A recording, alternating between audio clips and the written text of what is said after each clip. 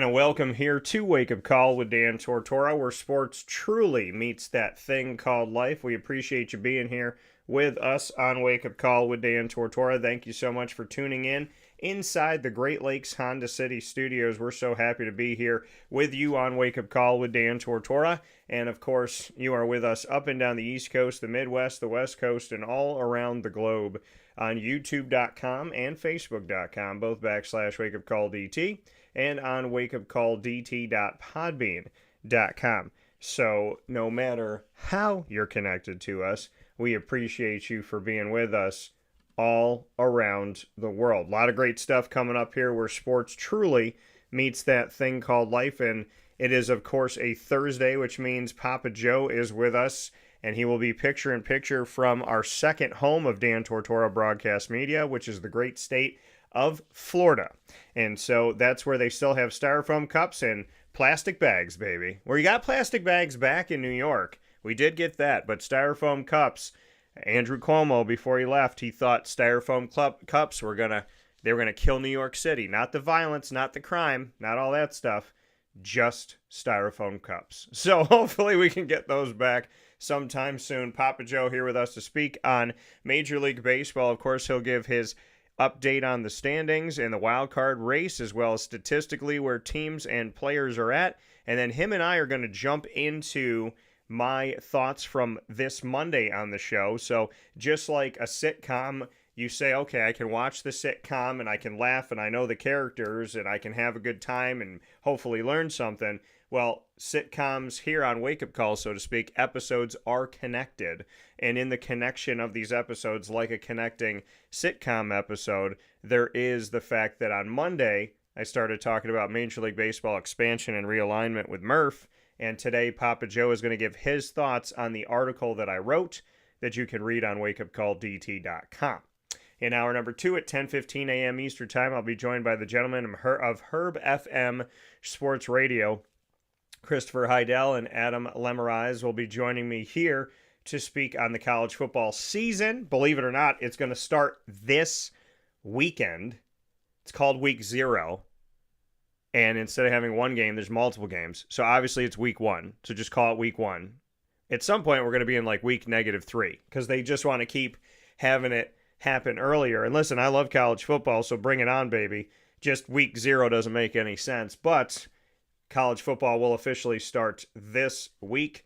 And, of course, the gentlemen that were with me at ACC Kickoff, they will be speaking on their thoughts of the ACC as we head into college football season, as they were there for HerbFM Sports Radio. I was, of course, there for Wake Up Call, and we had the opportunity to meet up while we were there. So, with that being said, let's jump into the first hour here with P to the Jizzle, J. Edgar Twizzle, the Go-So, the grand old smooth one. They call him the Italian toast of St. Augustine. It is Papa Joe. PJ, how we doing?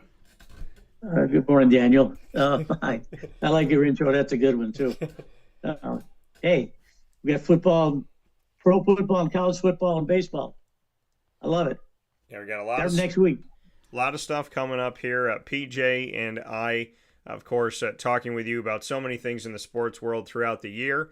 And there's an interesting thing here in PJ. I want to start with it because I want to let us kind of break it down and go through it here. But like I said on Monday, I put up my Major League Baseball expansion ideas and realignment. And I did it in the moment. I did it just kind of fresh. I saw that Rob Manfred, the commissioner of baseball for Major League Baseball, had spoken about potential realignment and what that would look like. And if and when the Major League Baseball decides to expand itself.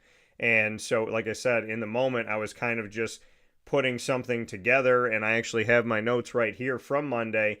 And then right after the show, I was like, hey, while it's fresh, I like this, I want to get it out.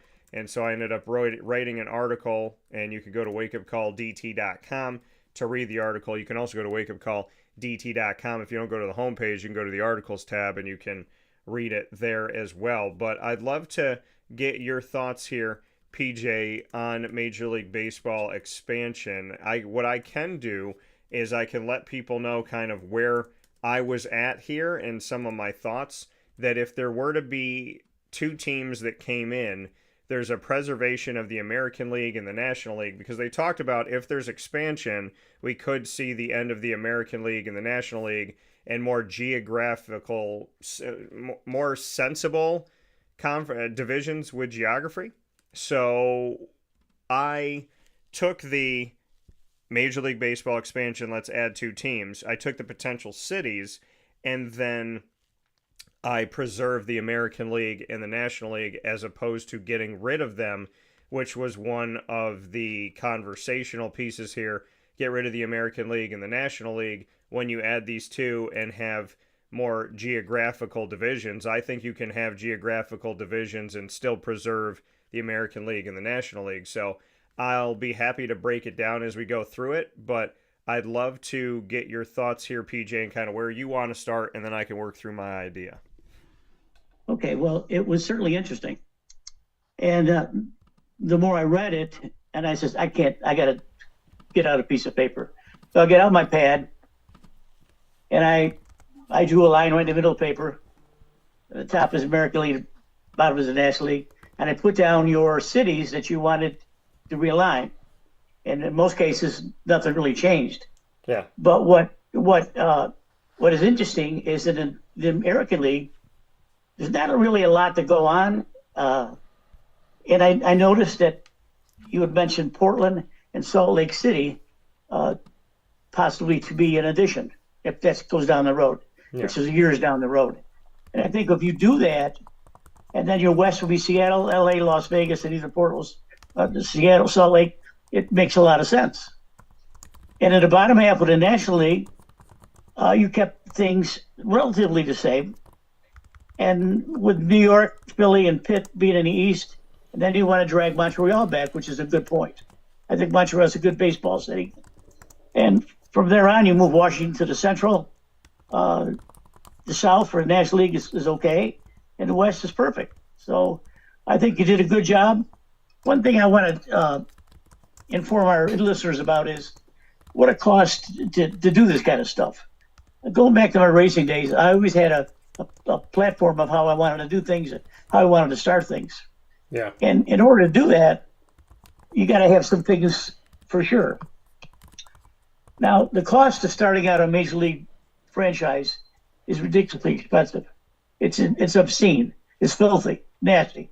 Not anywhere close to being logical. However, what Mr. Manfred and his crew does says that you have an expansion fee of $2.2 billion per team.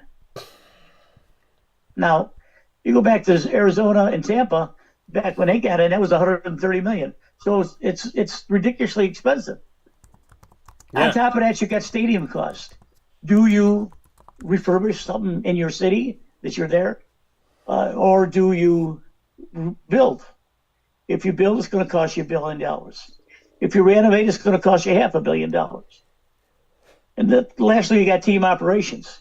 Before you start getting cash friendly, you got to start things up. You got staff, you got maintenance crews, marketing, we got everything. And it's several $100 million just to get started. And when you think about it, if you're going to look for as much capital as you can, what we used to do in racing is you buy the food and beverage. You have to have food and beverage and alcohol and to make ends meet, because that, to me, when we had our tracks, that was the cash that got us over the hump. Whether it cost $100,000 to start a racetrack or $2 billion to start the team, you've got to have cash ready. And the only way you can do that to pay your bills on a weekly basis or monthly basis is to own your own food and beverage. So when you put all your 16 teams together here in a very fair way, you've done it, and then you add in the cost that it would start, it makes it nonsensical. I mean, it makes, I think Manfred is the same way. I think yours is a little bit more aggressive. It makes more sense than his. And I like the idea of trying to keep things the same. There's nothing wrong with having 4 divisions in each league. That's Yeah. 32 teams. That's not outrageous. No. And if you put it together geographically, where it makes sense logistically, it makes a lot of sense. No, and I appreciate that. And I mean, to work through this idea and to go off of your point here, we since the 1960s, this is how expansion's gone in Major League Baseball. In 1961, they added the Los Angeles Angels and the Washington Senators. In 1962, they added the Houston Colt 45s, which is alcohol, and they added the New York Mets. In 1969, they added the Kansas City Royals, the Seattle Pilots, I like that name, the Montreal Expos, and the San Diego Padres. 1977, they added the Toronto Blue Jays and Seattle Mariners. And so you see in 69, the Seattle had the Pilots. In 77, they had the Mariners. In 1993, the Florida Marlins, which are now the Miami Marlins, and the Colorado Rockies. The last time there was expansion in Major League Baseball was 1998 with Tampa Bay, who were then called the Devil Rays, and the Arizona Diamondbacks. Back then, they embraced the Stingray, and now they embrace a ray from the sun, so to speak. And then Arizona, the fastest team to get to and win a World Series, did it in 4 years. Now, when we look at, like PJ said, talking about the money side of things, Tampa Bay and Arizona each had to pay $130 million to join Major League Baseball. Now, consider that the National Hockey League Seattle Kraken paid $650 million for their expansion to join the NHL in 2021.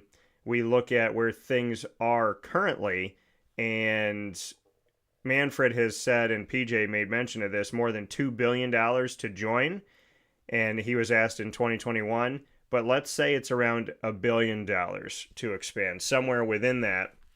If it's not as high as Manfred stated, it's still very expensive. Now, let's work through the Major League Baseball expansion realignment ideas that I've had, as PJ alluded to and I spoke about on Monday. I'm going to read you what I have here and break it down. Major League Baseball currently has 30 teams, with locations all throughout the United States, as well as stretching into Canada with the Toronto Blue Jays.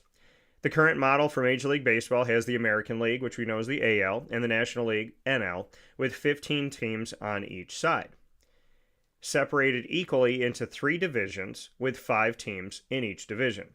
If Major League Baseball were to expand, let's say to 32 teams, adding 2 more franchises could create a 4-division system, like we see in the NFL, in each league as opposed to 3.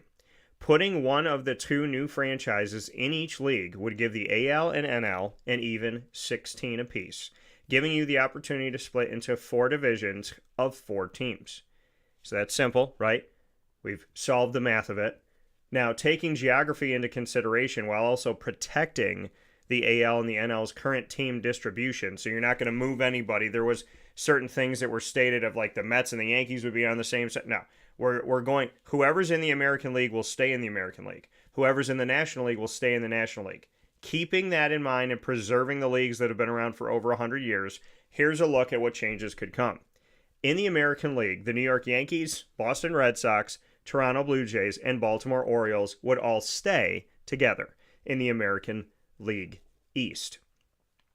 The Detroit Tigers, Cleveland Guardians, Minnesota Twins, and Chicago White Sox can remain in the AL, Central or Midwest division if you want to change it to be called Midwest. That would mean the Kansas City Royals would need a new division to call home, and so would Tampa Bay, but we'll get to Tampa in a second. The Kansas City Royals needing a new home could end up in the newly formed, what I am offering as an idea, the AL South. That would take the Houston Astros, which makes sense, they're in Texas, the Texas Rangers in Texas, and it would take them out of the AL West, because they're not in the West, they're southern middle, so it takes the Houston Astros, the Texas Rangers out of the AL West, takes the Kansas City Royals out of the AL Central, and takes the Tampa Bay Rays out of the AL East, and puts these 4 teams in a newly formed AL South. That leaves us with the AL West to try and determine. Now, as you can see from this potential idea that I have here, the AL East has 4, the AL Central Midwest has 4, the AL South has 4. So then you say to me, okay, Dan, the West is without 1. That is correct. The AL West would have Seattle, the Mariners, the Los Angeles Angels, and wherever the A's decide to play. So those are all West Coast teams. That makes perfect sense. Now we say, who's going to go in there? Well, if Major League Baseball decides to expand to Portland, Oregon, or to Salt Lake City, Utah, that's the open spot in the AL West. And so that would make sense, and our division realignment is done with the American League. Moving to the National League and staying in the West, let's start there. The NL West division would remain the same. The Los Angeles Dodgers, the San Diego Padres, the San Francisco Giants, all on the West Coast in California, and the Arizona Diamondbacks right there in Arizona. But we would see the Colorado Rockies move to the newly formed NL South. That NL South division, and I know the Rockies are Midwest, but let's just talk about this for a second. Well, they're middle, right? So the Colorado Rockies will move to the NL South, and that would be comprised of all 4 teams leaving the divisions they're currently in. The Rockies leave the NL West, the Braves and the Miami Marlins would leave the NL East because they're in the South, and the St. Louis Cardinals would leave the NL Central. We would then see the NL Central keep the Milwaukee Brewers, Chicago Cubs, and Cincinnati Reds in a Central Midwest style division. The NL East would have the New York Mets and the Philadelphia Phillies staying, but they would add the Pittsburgh Pirates for Pittsburgh Philly inside of a division, which I think would be cool. 2 sides of Pennsylvania. And with both the NL East and the NL Central Midwest having 3 teams, the question is, where do the Nationals go? Well, if we see the return of the Montreal Expos, who became the Washington Nationals, here's something fun. With the creation of the Washington Nationals, we saw the end of the Montreal Expos. If the Montreal Expos come back as a new expansion team, they will now be responsible for the history of the Washington Nationals. So the Nationals were born out of the end of the Expos, and with the Expos coming in, they will actually change the future of the Nationals. Here's how. And this is pretty cool. The Nationals, who, like I said before, were the Expos, when they moved to Washington, D.C. and became the Nationals, that former franchise city can now be responsible for moving the current franchise city out to a new division, which makes this pretty ironic. The Expos would move the Nationals to the NL Central Midwest because the Expos would go to the NL East. They would join the Pirates, the Mets, and the Phillies. So that's how everything shakes out on the NL side. Washington goes to the Central, and Montreal Expos, the new expansion team, goes to the East. But here's the monkey wrench. What if it's Nashville, Tennessee?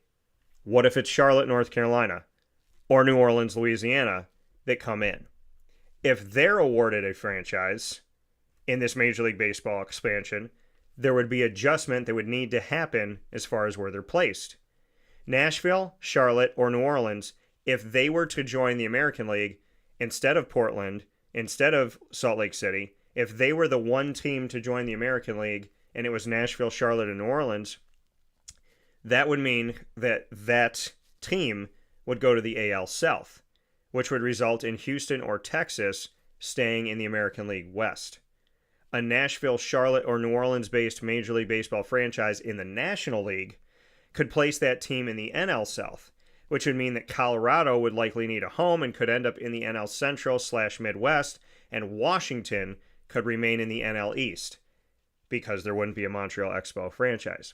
So as you can see, there are options and geographical ways to provide some continuity, along with some shakeup that would ultimately welcome new while preserving the American League and the National League. Thus, the history of Major League Baseball would stay intact while we see change. My idea involves 2 teams coming in, but it does not involve getting rid of the history of the American League and the National League. A way to marry expansion while realigning within the same leagues. So we keep history while we bring in new, the balance of both. That is my idea. Well, with intra-league baseball the way it is now, your idea would work perfectly.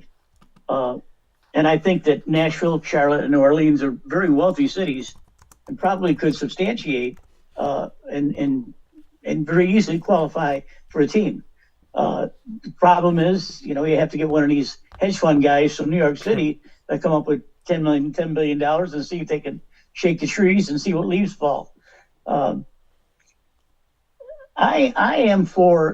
I've always been for geographical baseball and football for that matter. I don't see any reason why one team has to be midway or on the other side of the country just to stay in a division.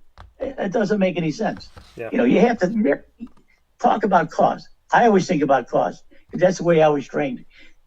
You can't tell me that you can't take a plane from St. Louis to wherever, or from Toronto to wherever, and it's to save money. You're not going to save money. But logistically and geographically, if you could make it work, it certainly cuts down your expenses. Now, every year, whether it's football, basketball, or baseball, or hockey for that fact, professional players are always looking for more money. Yeah. And the teams with the salary cap and everything, they always manage to do it. They always say, well, okay, well now, instead of Ohtani being $700 million, someone else would be $800 million, something like that. Yeah. And the teams don't seem to want to stop spending money. So it makes sense that if a new team is going to come in, they have to have a lot of cash to do it, not only to build or to relocate, but in order to set their business model up and do day-to-day business, marketing, whatever. It's going to cost you a lot of money to do it. And the last thing that they got to worry about, I think, is players' salaries.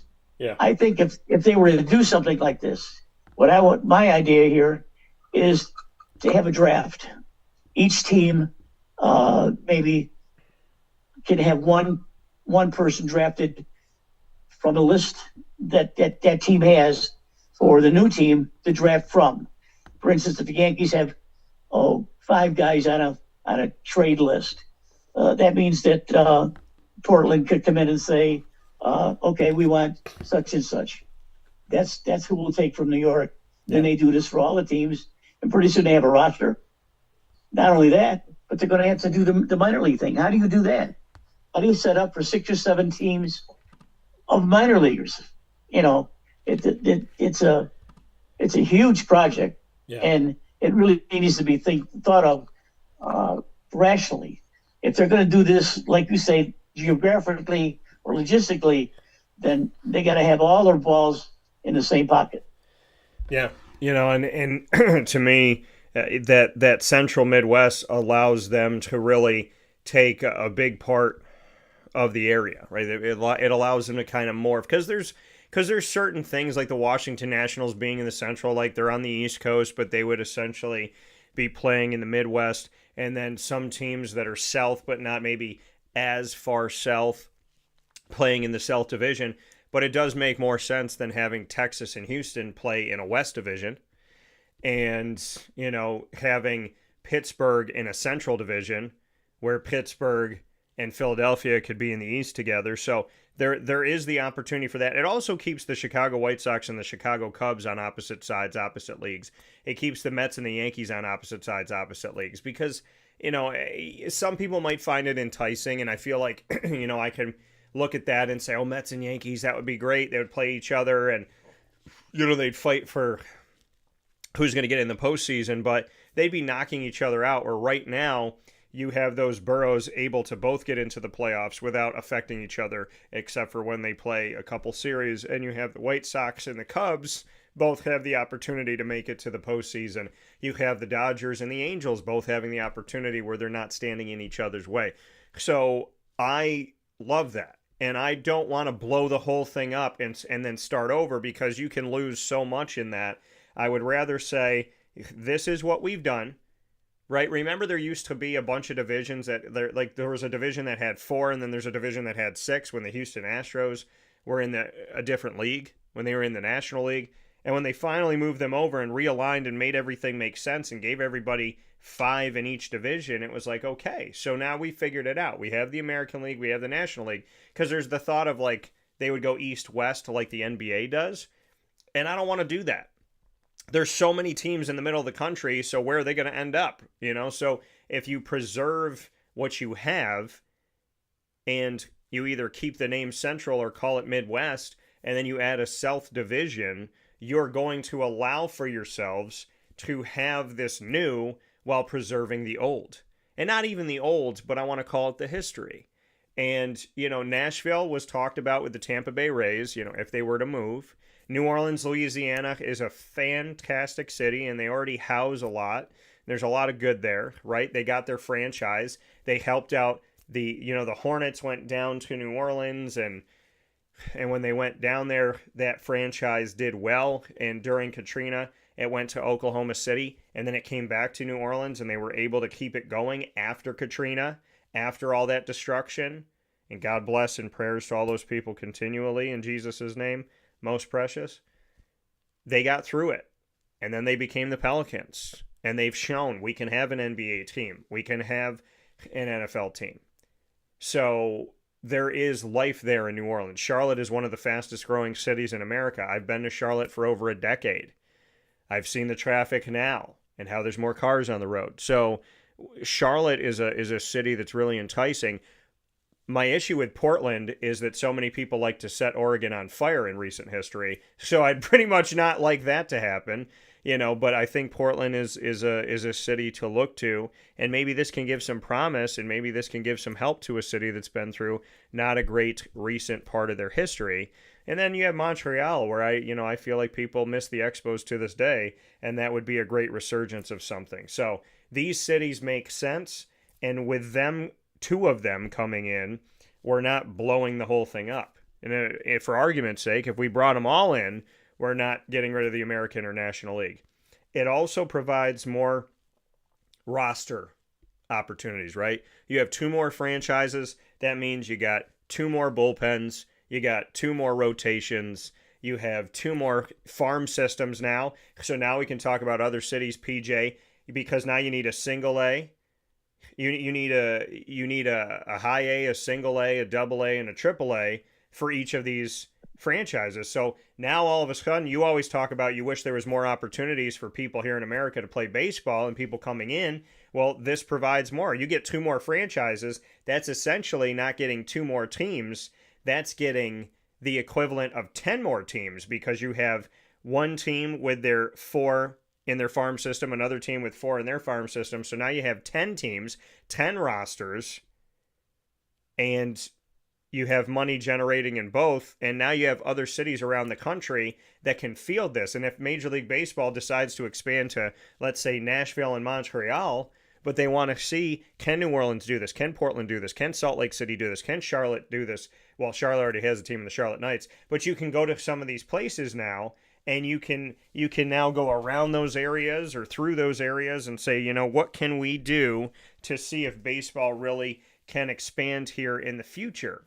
So I think that's another huge thing about this is Major League Baseball expansion does not give you 2 teams if you choose on bringing in 2. It gives you 10, because each of them has a farm system of 4, and that means that we can have ultimately 5 new cities in the American, 5 new cities in the National League, and that, PJ, would give so much more rosters and more places for people to go, which means that hopefully there will be, more opportunity. Well, obviously, by the sheer numbers, there'll be more opportunity out there for people to get out onto a Major League Baseball field and to play professionally in general, and more opportunity for great players is always going to be a good thing.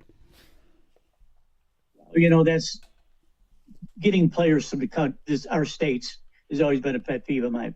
There's no reason we got to raid the Caribbean every year to do this and this and this and sign a 15-year-old kid to $3 million. I watch college baseball, and you can't tell me there's not a lot of quality players out there. I refuse to believe that. I know there is, because I visually see it. I watch Florida State and Florida play. I watch my own Flagler team play. These kids are good. And if they have a chance to go to a new franchise, of course. Also, Mr. Manfred, I'm not sure I'm not sure if his management style is the best. One thing that I always used to do is I always used to have fresh ideas from either department heads or officials from another track. Yeah. Give me some good ideas to do something.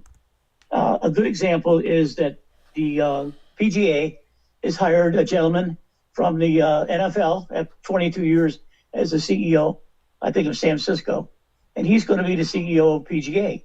Now he's going to come in here and he's going to rip the old PGA probably a new butt, and he's going to have several different ways to make the PGA more accessible and more fun to watch and look at and attend than before. He's already got some good ideas coming down the line.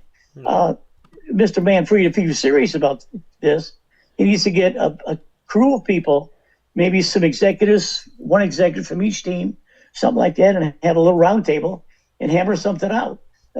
Change is good. There's no reason why we have to sit back and watch the same stuff all the time. Change is good. And I think the PGA, with their new CEO from another sport, is going to show that. Yeah, and I'm excited to see what this is going to be. Manfred says that he is not going to be seeking to stay on as Major League Baseball commissioner after his term is up in 2029. So for all of you to know that, we will have some newness here. He's already made some changes. He's got that extra inning in the regular season. So both teams start with a player on second base. So we've seen that. We've seen the bigger bases for running. We've seen the pitch clock and how that can affect things, and phantom balls and phantom strikes. So there has been some changes that have been made, trying to get rid of certain things and how teams can scheme for certain players. They've adjusted that as well. So we will see if expansion happens before he is done in 2029 running Major League Baseball. PJ and I are not done. We'll take a step aside for a fast break. When we come back, we will be speaking on the Major League Baseball standings. And guess what? The wild card has seen a change. What does PJ think of it?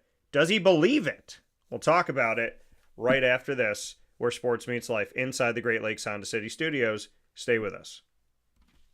Avicoli's restaurant, located on 7839 Oswego Road in Liverpool, New York, has been serving our community for decades. Your place to go for home cooking on the corner of Route 57 and Wetzel Road is just minutes from Liverpool High School. And every single month, Wake Up Call with Dan Tortora is on site, on location, with Liverpool sports, student athletes, coaches, and administration telling their stories throughout the year. We look forward to seeing you on site at Avicoli's for their casual pizza side, their fine dining, as well as their bar. And of course, you can order online at myavicolis.com. That's myavicollis.com. For takeout, delivery, and catering, call 315-622-5100. That's 315-622-5100. Come on in to the neighborhood spot Avicoli's, open 7 days a week in Liverpool, New York.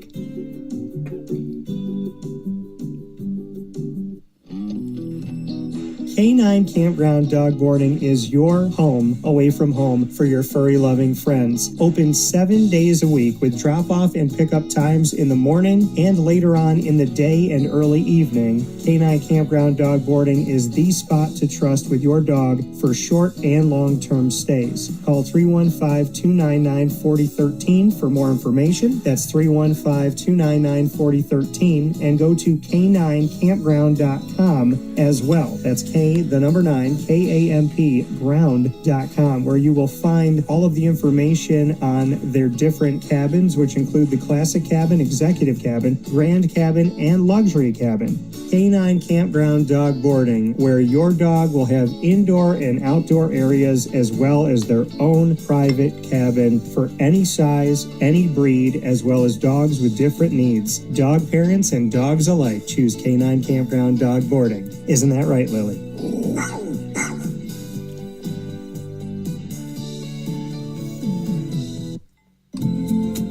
Looking for your next ride? Look no further than Great Lakes Honda City, located on 7140 Henry Clay Boulevard in Liverpool, New York. Serving our community for decades, their new and pre-owned vast array of vehicles are available to you Monday through Saturday on site. To search from home, shop at GreatLakesHondaCity.com. Call 315-365-5576 to set up an appointment. That's 315-365-5576 for Great Lakes Honda City, 7140 Henry Clay Boulevard in Liverpool, New York. Great cars, great people, Great Lakes.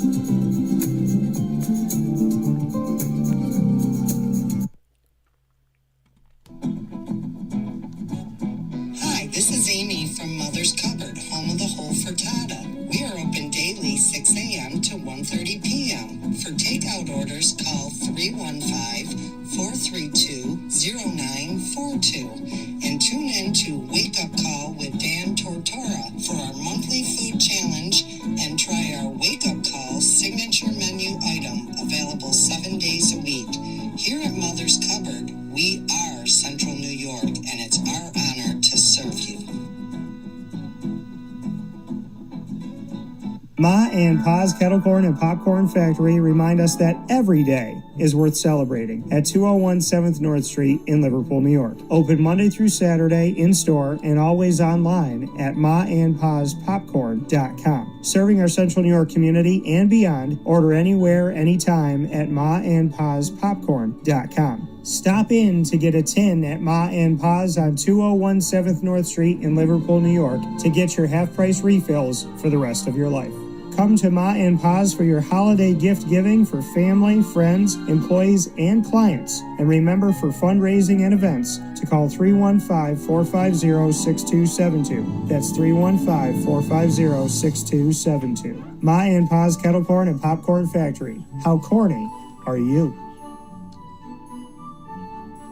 This is Jimmer Sikowski, owner-operator of Chick-fil-A Cicero, 7916 Brewerton Road in Cicero, right in front of the Home Depot.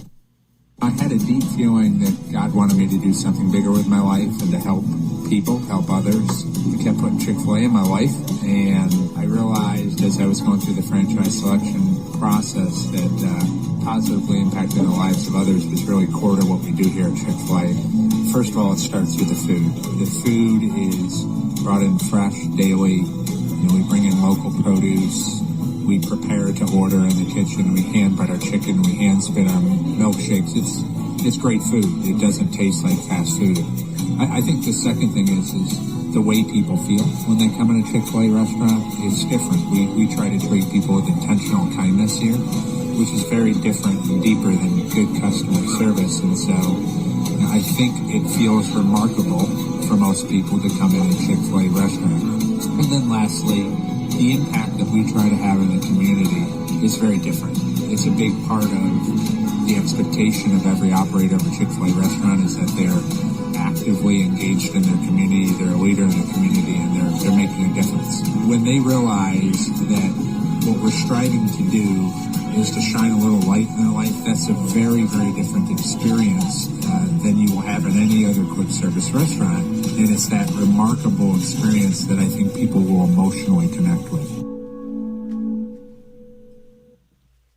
Welcome back here to Wake Up Call with Dan Tortora inside the Great Lakes Honda City Studios. Happy to be with you here inside these Great Lakes Honda City Studios Monday through Friday from 9 a.m. to 11 a.m. Eastern Time. PJ and I are here. We spoke through my Major League Baseball expansion and realignment ideas, and now it is time to take a look at current Major League Baseball. As we get closer and closer to the postseason, PJ's got some standings and an update for you, and then we'll get into the wild card, which, like I said before the break, has seen some shakeup.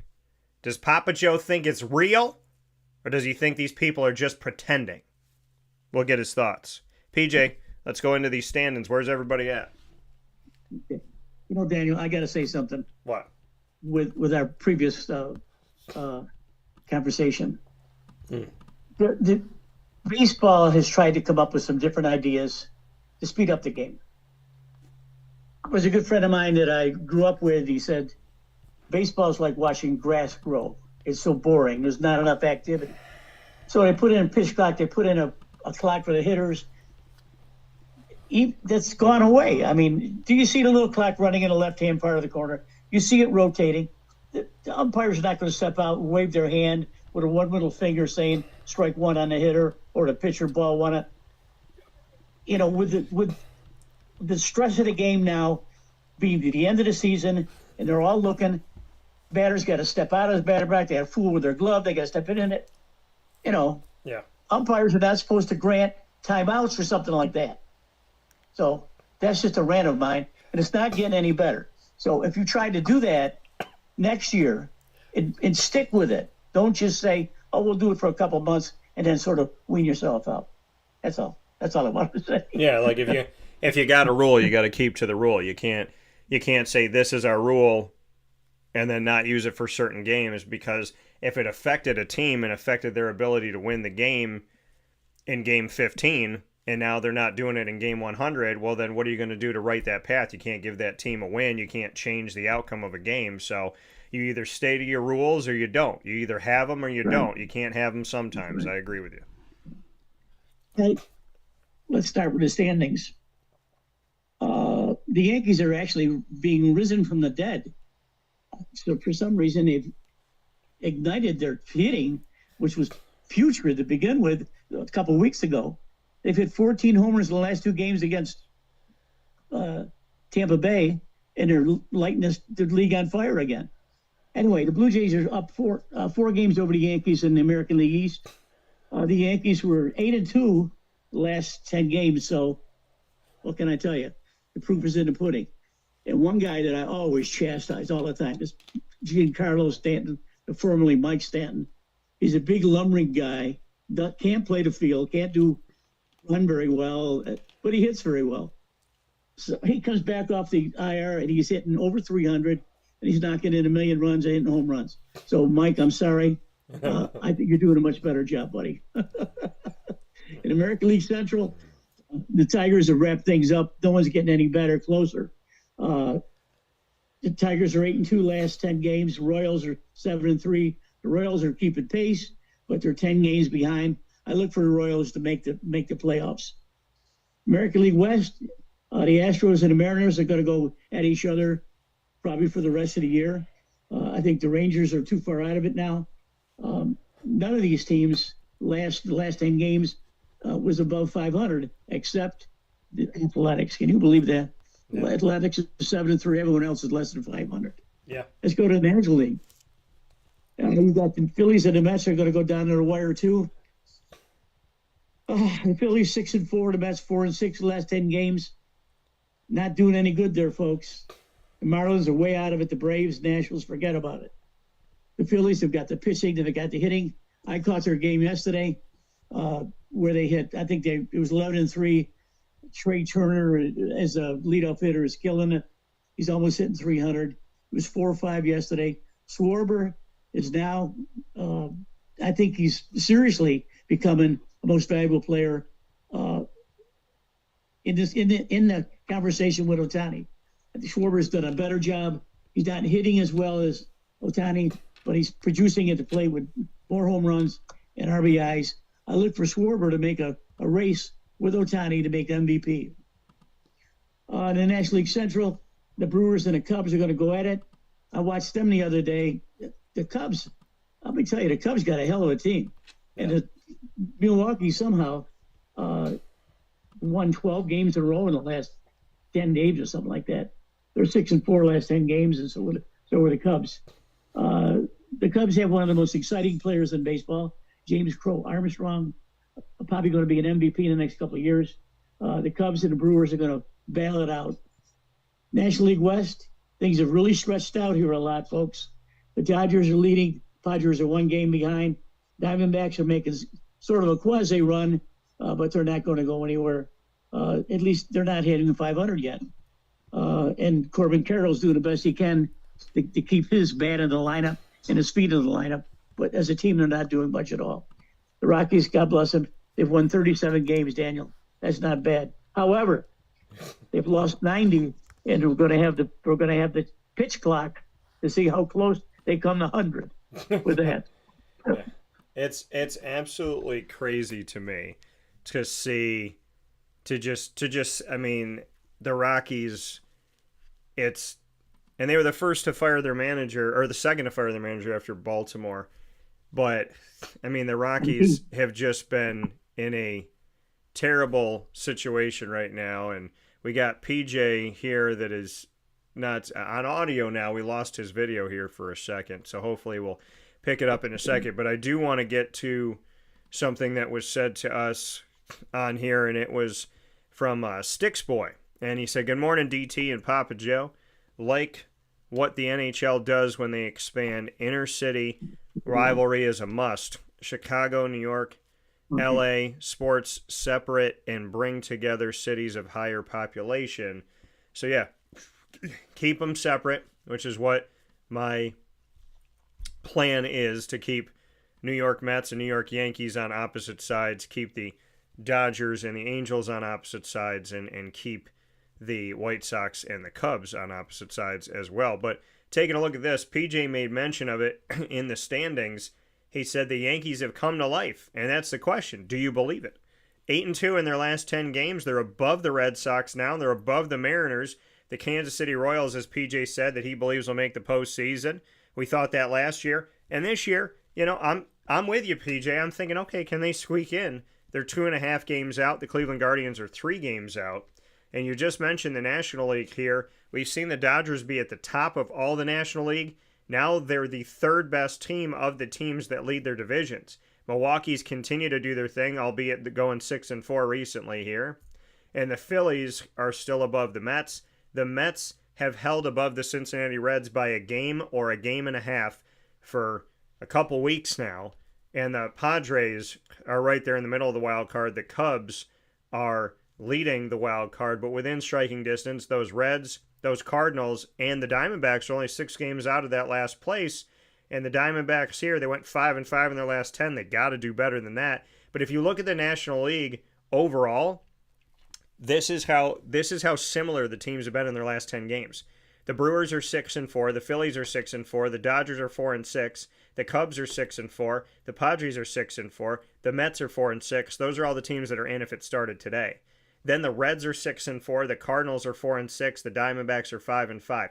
So everybody 4-6, 5-5, 6-4, somewhere within that region in the National League, from all the teams that are in the playoffs to the 3 teams that are trying to get in to the wild card. And on the other side of it, it's different, right? I mean, the Tigers have now taken the lead over the Jays 8-2 in the last 10 games.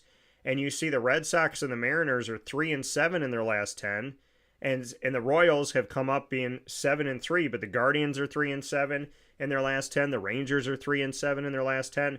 So the American League has not done well in their last 10 games. Two, you know, that if you put them up against the National League has been so much more kind of closely intertwined here, where the American League has had a bunch of teams falter and the Yankees have taken advantage of it. So my question comes to you, PJ. Are the Yankees for real? Do you think this is pretend? Do you think this is, hey, they look good right now, but they'll falter again? Or do you think they'll actually figure it out? Well, good question. It, of course, always has to do with pitching. Carlos Rondon is probably the only pitcher that's throwing well for New York. Although they did get 6 innings last night of Schlitzker, who is a rookie coming up. He actually a perfect game going into 6th inning. Gave up 1 hit. And, of course, Boone's got to yank him right out of the game. I was curious, Daniel, what about voting from last week? How did that come out with all the things that you put up there? Yeah, no, it's a good question, and I can actually bring it up because we had a bunch of things come out. Some of them are probably finishing up as of this morning, but I can take a look at, I know some things came back to me, so let me see. We had a bunch of, our X has been doing tremendous, thanks to all of you, so thank you for your support, watching our videos, listening and watching our shows, and to responding to all different things that I put up here, so that's why it's taken me a minute here this morning to go through this. But some of the polls that finished, do you believe that Shohei Ohtani will repeat as NL MVP this season? 89.6% of you said in the emphatic Papa Joe way, hell yes. And only 10.4% of you said no. Do you believe that Aaron Judge will repeat as American League MVP? 28.6% yes. 71.4% say Aaron Judge will not be your American League MVP. And who will be the 2025 NL Rookie of the Year? 50% of you said Isaac Collins from the Brewers. 37.5% said Drake Baldwin of the Braves. 12.5% of you said Agustin Ramirez of the Marlins. And no one voted for Jacob Mizrowski of the Brewers. Are you surprised in that, PJ? Yes, I am, because the kids got all good stuff.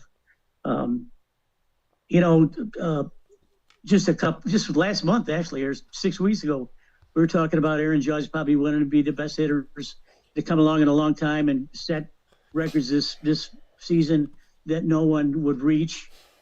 Then he gets hurt. Now he can't find his swing. Yeah. Instead of batting over 400, he's barely hitting 330, which isn't bad. There's a good chance that Judge won't even hit 300 if he keeps going the way he is. And I still say that Raleigh, the catcher for Seattle, who was a switch hitter, is leading the league in home runs and RBIs. He's looking like a lukewarm pick over Judge to be the MVP. So even though the Yankees are playing well, it takes more than one guy to do it. There was some terrible articles last week from the New York newspapers about Anthony Volpe. This is the second year with the Yankees being a star. Yeah. He's approaching the Mendoza line. That's how bad he's hitting. But he's still batting in over 65 runs. People wanted to get rid of him. They got to bring someone else in. So they did. They traded for someone, kid Caballero. But he's going to, I guess, play different infield positions. But the thing the Yankees have to do is hit. Wells is barely hitting over the Mendoza line. He went yard 2 times last night, drove in 4 runs. So, it's a ebb and flow with the Yankees. The Yankees could win a game 11-8. Not too many that are going to win 2-1. Unfortunately, they got to hit the hell out of the ball. Yeah, and I mean, we look at the American League, Cal Raleigh, right? Is he going to be up for the opportunity of becoming the American League MVP? That's a big question mark. So there's excitement and maybe some anticipation for that. I do want to get to another one here. Who will be the 2025 AL Rookie of the Year? No one voted for Jacob Wilson of the A's. No one voted for Jason Dominguez of the Yankees. It was 50-50 between Roman Anthony of the Red Sox and Nick Kurtz of the A's. So we shall see what happens there between the two of those gentlemen. We do know that Roman Anthony hit the longest home run of this season when he was coming up through the farm system. I believe it was 497 feet. So some cool things there with Roman Anthony. PJ, any other thoughts here, or statistically want to get into anything as we edge closer and closer to the postseason? Just looking at the wild card, both leagues. There's a lot of baseball to be played, Daniel. There are some teams that are on the outside looking in, and one of them is my Kansas City team, but they're only 2.5 out. Boston and the Yankees look like they're probably going to get the wild card. In the National League, I think the West is something we got to watch a little bit closer. I'm really surprised that San Francisco couldn't keep up with San Diego and LA. If you watched Dodgers yesterday, which I did, Ohtani pitched. He got raked for 5 runs, 9 hits, only pitched 4.2 innings. His ERA, folks, is 4.64. This is supposed to be the next pitcher from Nolan Ryan cast. The kid couldn't do it. Not only that, he gets hit by a line drive in his thigh, and of course they have to take him out of the game the next inning. As I said last week, I said you're going to spoil this kid if you don't shut him down. Yeah. You've already going to make the playoffs. Let the man hit. Keep him off the mound. Now his pride is hurt. He's trying to figure out what's happening to him. He can't throw strikes. If he throws strikes, they go yard off him. Dave Roberts and all you boys, shut him down pitching. Leave him alone. make him hit better, and carry your team. That's what he's there for. Yeah, I mean, we'll see. As things move, PJ. We'll see where we're going to head here. But the question becomes, what do you do in these moments, and how do you treat certain players here? And a Shohei Ohtani guy, where do you want him to be? Right? Do you know he can hit? You know what he did last year. He didn't even have to do that well in the World Series, and they won the World Series because there's a bunch of awesome players throughout the Dodgers roster. But Shohei Ohtani is somebody that if you don't need him to pitch, then you don't have him pitch. Because yes, he's coming back, and yes, last year he stole, at least 50 bases and had at least 50 home runs to be a 50-50 guy and won the National League MVP. So now he's been an MVP of both leagues. But do you need him to do everything? Well, that's up to the pitching staff, PJ. The Dodgers have spent so much money, and you would imagine if they're going to put all these investments in, yeah, some investments work, some don't, and there's injuries that happen and things that occur, but the Los Angeles Dodgers have to have good enough pitching that they don't need Shohei Ohtani. He is an enigma. He is a one of one. He stands on his own.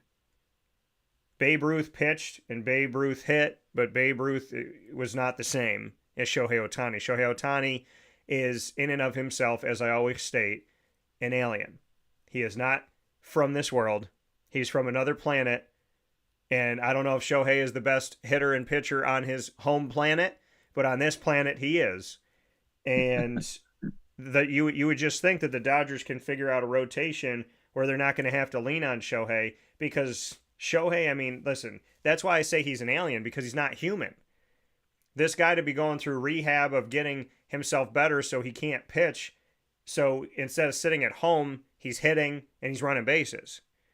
And then he comes back and he's pitching in games and he's got multiple strikeouts, plus he's homering, plus he's making history with, all the runs that he's bringing in. So it's crazy to me how well he plays the game, and I think it's beautiful. And as a fan, yeah, I want to see him pitch and hit all the time because he is so unique. But he is a specimen that you have to protect. And the more he's out there, the more wear and tear you could be putting on his body, even though for the most part it seems like no wear and tear can ever stop this guy. You want to be careful about the tread you put on the tires. So I understand the point. Well, he is an extraordinary player, and Roberts has to be smart about this. I wouldn't be surprised if they get together and say, hey, listen, Papa Joe says, shut the guy down. So whatever Papa Joe says, do. Yeah.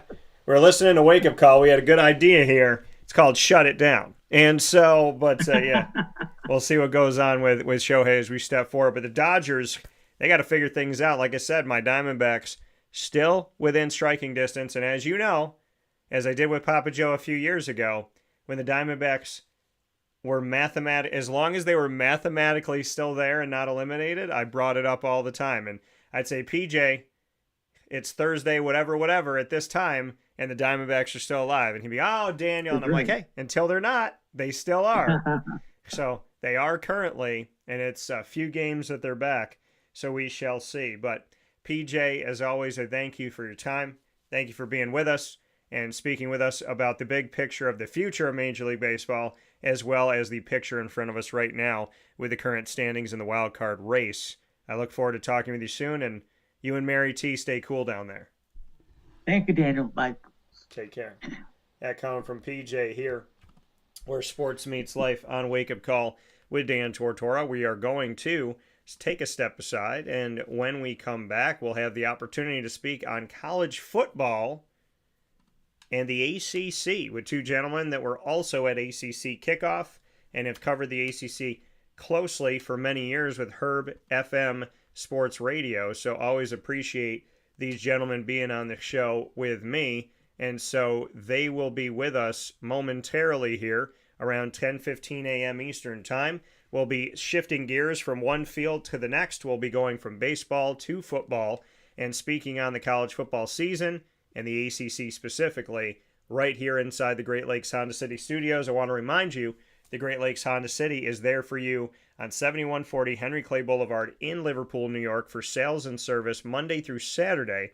Let them know that DT sent you, and you can get a sneak peek at their inventory by going to greatlakeshondacity.com. Here's a message from Renee from Brian's Landing, located on 6523 East Seneca Turnpike in Jamesville, New York. Open Tuesdays and Wednesdays for dinner, Thursday through Saturday for lunch and dinner, and Sundays for brunch. It's a lot like the way that my mom and dad ran their restaurant. We have put in place a lot of people that are family to us, very similar to how my dad hired people that were family to him. And then the tradition I'm carrying on is a lot of the items that are on our menu are my dad's. And he taught our chefs how to recreate his dishes. So I think that Tommy McNerney, who our executive chef is, to him it is an art. And I think that when he does create a dish, it's not just about making the food taste delicious, which is definitely our priority, but it's an art to him, and it's almost like his canvas on a plate where he just wants the colors to look great, and people love it because he takes pride in that. And Brian and I appreciate that. We want it to obviously look good and taste good. I will tell you, when we opened up, it was 6 weeks before COVID. And what was amazing was the community, our friends and family stepped up, and everybody did takeout. Everybody supported us. Our hearts were just so filled. So to Brian and I, obviously our friends come all the time, and we just have repeat customers in Jamesville, and I think people going to our previous restaurant in Green Lakes are making the trip to come to Brian's Landing to support us. And I mean, I think we have great food and a great atmosphere. So it's very, very important to us.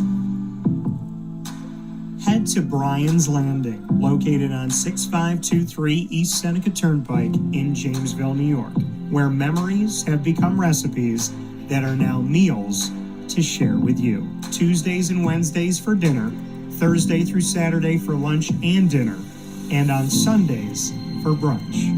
And be sure to come out for live music Friday, Saturday, and Sunday.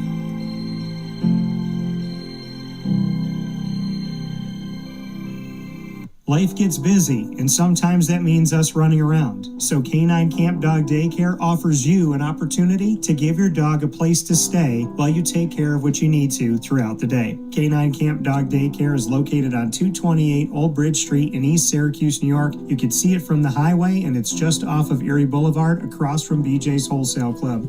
Call 315-437-7110. That's 315-437-7110 to schedule an appointment to bring your dog in and tour the facility. Appointments are Monday through Thursday after 6:30, where you and your dog can see everything that Canine Camp Dog Daycare has to offer, including a self-serve dog wash and a retail store filled with all of your dog's wants and needs, including food, treats, harnesses, leashes, and more, making Canine Camp Dog Daycare your one-stop shop for your furry loving friend. Right, Lily?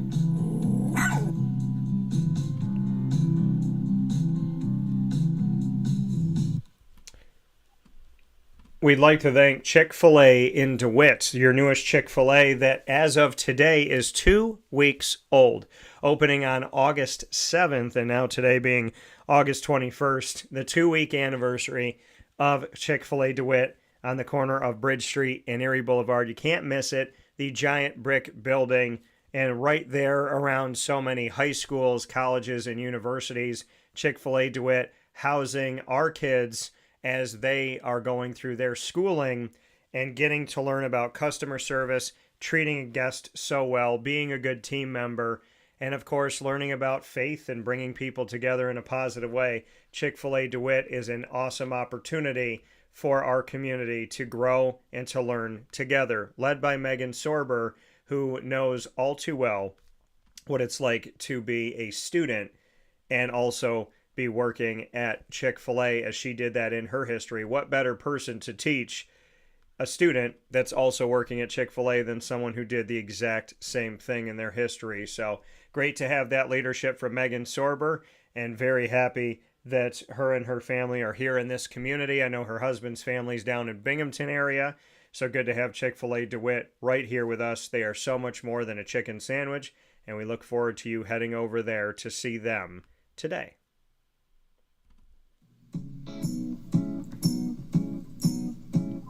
In these unique times, there are those in our community that give us a sense of normalcy and positivity. Pizza Man on 50 Oswego Street in Baldwinsville has been here for you for over 35 years and is here now.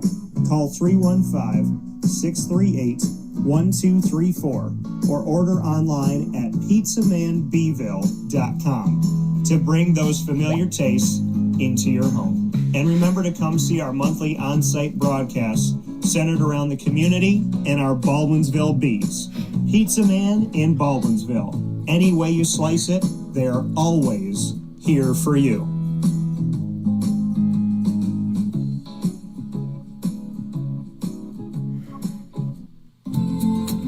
Looking for your next ride? Look no further than Great Lakes Honda City, located on 7140 Henry Clay Boulevard in Liverpool, New York. Serving our community for decades, their new and pre-owned vast array of vehicles are available to you Monday through Saturday on site. To search from home, shop at GreatLakesHondaCity.com. Call 315-365-5576 to set up an appointment. That's 315-365-5576 for Great Lakes Honda City, 7140 Henry Clay Boulevard in Liverpool, New York. Great cars, great people, Great Lakes. All right, you need to come out here and get yourself the Brooklyn Pickle. I was talking about this with one of my buddies. I was like, yo, there's no better sandwich in the state of New York than the Brooklyn Pickle. And now that I found out that they're going down to North Carolina, we are taking over your taste buds everywhere you are, wherever you're going to be. You need to get yourself out to the Brooklyn Pickle. Pinehurst, you just realized that you found yourself the best sandwich shop that you're ever going to have. This is a glorious moment. It's a blessing to your community. You're welcome. Brooklyn in the house, baby. Go over to the Brooklyn Pickle. You already know what it is. You heard the man. Head to Brooklyn Pickle Pinehurst on 1788 Old Morgantown Road in Southern Pines, North Carolina.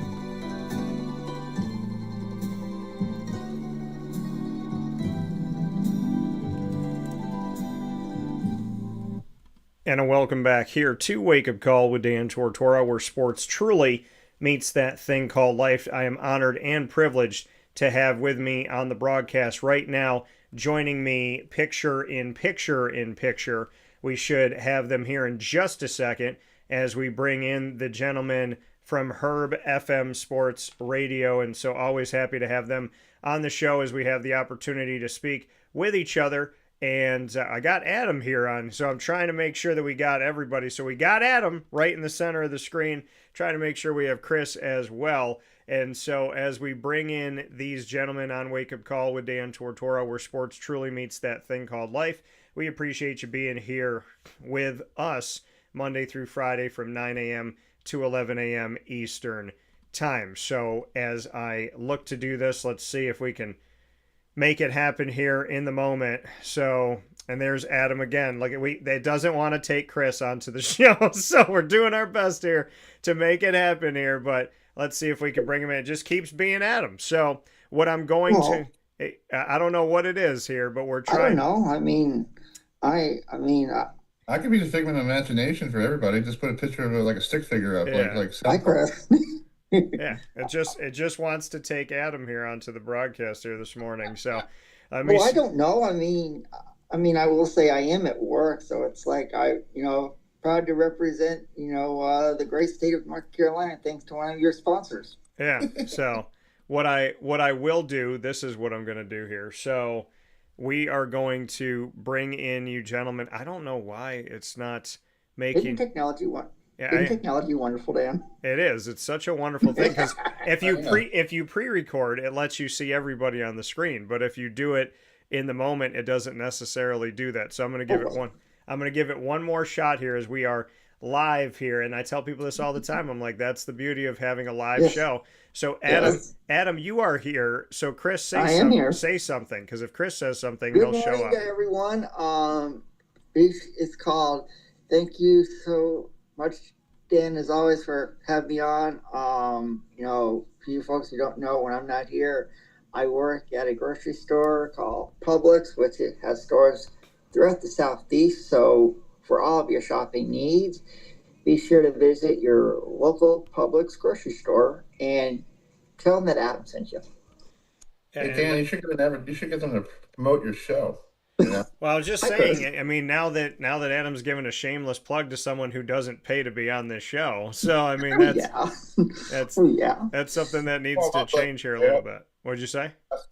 You should call him up and go, yes, can I advertise such and such on my show? Well, yeah. Yeah. Yeah. I mean, that's what did I say? If you say it 3 times, then you automatically have to do it. So what we're going to do here is we're going to run round robin style here, and what we're essentially going to do is we will have the gentleman here with HerbFM Sports Radio, and we're going to be discussing the start to the college football season. And as we discuss this start to the college football season, we will also be going back and forth here talking about the ACC. So, Adam, I'll start with you since you're on screen, my good sir, and just your thoughts on coming off of the ACC kickoff. What were your main takeaways? What did you see when you look back at the ACC kickoff? Now that we've had a few weeks to think about it, what's sticking with you? Well, I'll say this. Florida State, Coach Norvell sounded like he was a preacher. Yeah. And after the season that they had last year, opening up against Alabama, with Coach Kalen DeBoer and the starting quarterback Ty Simpson is a huge task after. So Florida State's got to come locked and loaded because we all know Alabama is not an easy team to play. Yeah. They play in the SEC. It's not an FCS team, so they got to come locked, loaded, ready to rock and roll, and just be prepared for that outstanding Alabama defense because they will be coming after quarterback Thomas Castellanos, and he better find a way to get the job done after what we saw last year from that quarterback now who's making waves with the Chargers in the NFL preseason, DJ Uyunglele. Yeah, I mean, DJ and him being in to the Florida State Seminoles last year, I didn't think that was going to be a workable thing, and it wasn't. DJ was not the answer. I didn't think he would be the answer. With no offense to him whatsoever, it's just when he was at Clemson, he didn't really seem to have an answer for the ACC. When he went to Florida State, it was more of the same, but hopefully things will go well for him in the NFL as we have Thomas Castellanos. I know, Chris, that you are a fan of Florida State. What were your takeaways from Mike Norvell, from the team, and the fact that your quarterback is now the former UCF and BC quarterback, Thomas Castellanos? Well, I was looking. We're getting ready for a show on Saturday, and I was looking at Mike Norvell, what he was talking this year, and then talking to last year. He had more energy this year than last year. Because last year he was a little more serious, more like I want to get home. And this year he was literally whatever happened last year was bull crap and not going to happen again. And he was really trying to get everybody fired up, and he got me fired up, but I'm hoping the quarterback that he got is the quarterback he needs, because I asked him in the breakout room, because his offense, truthfully, is a mobilized quarterback to get out of the pocket, scramble, get out down the field, get the ball down the field, or take it on the ground and run, like Michael Vick or whatever it used to, or Jordan Travis used to do. And he looked at me and goes, well, if the quarterback I have is talented, he could do that. I think last year DJ wasn't that quarterback he needed. He needed somebody who was more mobile, and DJ was more like a pocket quarterback, and he just stayed in the pocket, and he didn't run at all. He was in the pocket trying to get around people. But in this day and age of football, you need a quarterback to get out of the pocket, run, maybe keep it down for 15 yards or whatever to get a first down, or maybe throw one downfield for 20. But I think that's what Florida State needs. Yeah, I mean, Florida State, listen, Thomas Castellanos, for those people that may have thought, how does he fit? How does this make sense? Or people that don't necessarily respect what BC has done over their history. You look back at Tommy Castellanos and what he's done in his time. When he was at UCF, he played sparingly, but at Boston College the last 2 seasons, his completion percentages haven't been as high. 57.3 in 2023, 2,248 yards, 15 touchdowns, 14 interceptions. Last year, 61.5% completion percentage, so he did boost it by almost 4%. And then 1,366 passing yards. He had 18 touchdowns, 5 interceptions. In 2023, he had 13 rushing touchdowns. Last season at BC, he only had 1. So he is still in this question mark, right? Who is he going to be? Is he a guy that'll be interception prone, or has he figured out a way to tone that down? Is his completion percentage better? Did that have to do with drop balls? Did it have to do with guys not running the right routes and doing the right things? Was it more of him? Was it the time that he had from the BC line to throw the ball? Now that he's at Florida State with a different line, with different receivers, with different skill guys, we're going to, and not different skill in the sense of who's better, who's worse, just saying a different group of skill players, meaning running backs, tight ends, and wide receivers. What is he going to do with the personnel that he has to throw to now and hand the ball off to now? What is that offensive line going to do for his game? And has he learned from past mistakes? Because Tommy Castellanos, I don't think has necessarily played his best football, and he also hasn't played his most consistent football from one season to another. So will he be the dual threat? Will he be a guy that can get multiple touchdowns in the end zone? Can he also get them through passing? And can he lead this team out of where they've been in these last few seasons, which went well before Mike Norvell into the end of Jimbo Fisher and through Willie Taggart? It seems to be there was a culture problem at Florida State. Is it better? Are they in a better place?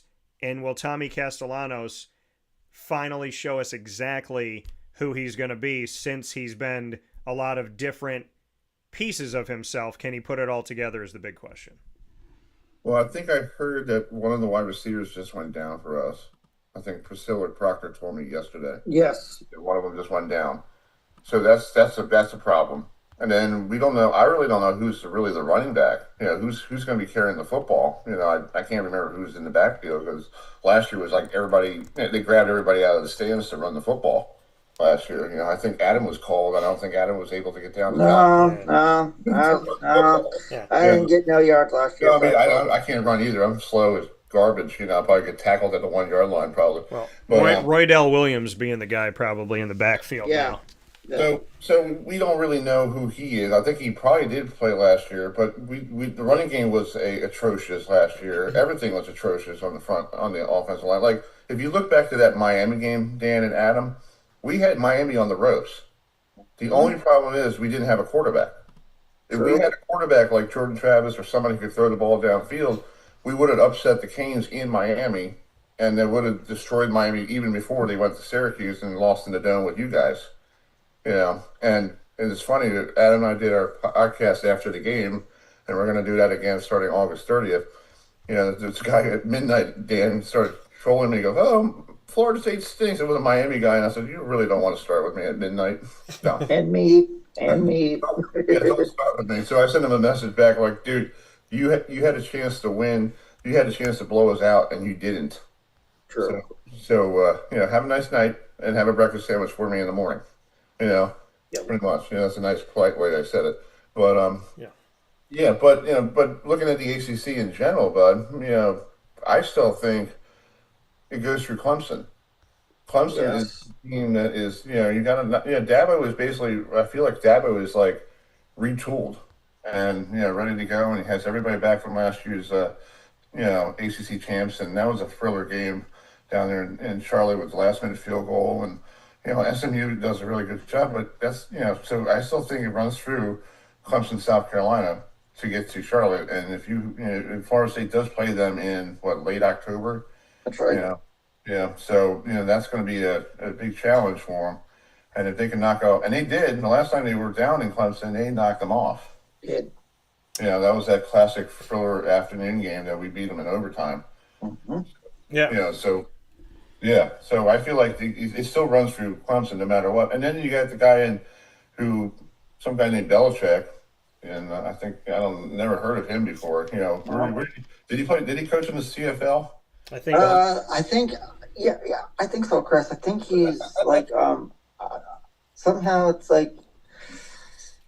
he just came out of nowhere. I know, but anyway, but his resume is great in the NFL. And Dan, you had a great time talking to him. He's like, I still remember the question you asked him. He goes, "Thanks, Dan," and you're like sitting there going, "Okay."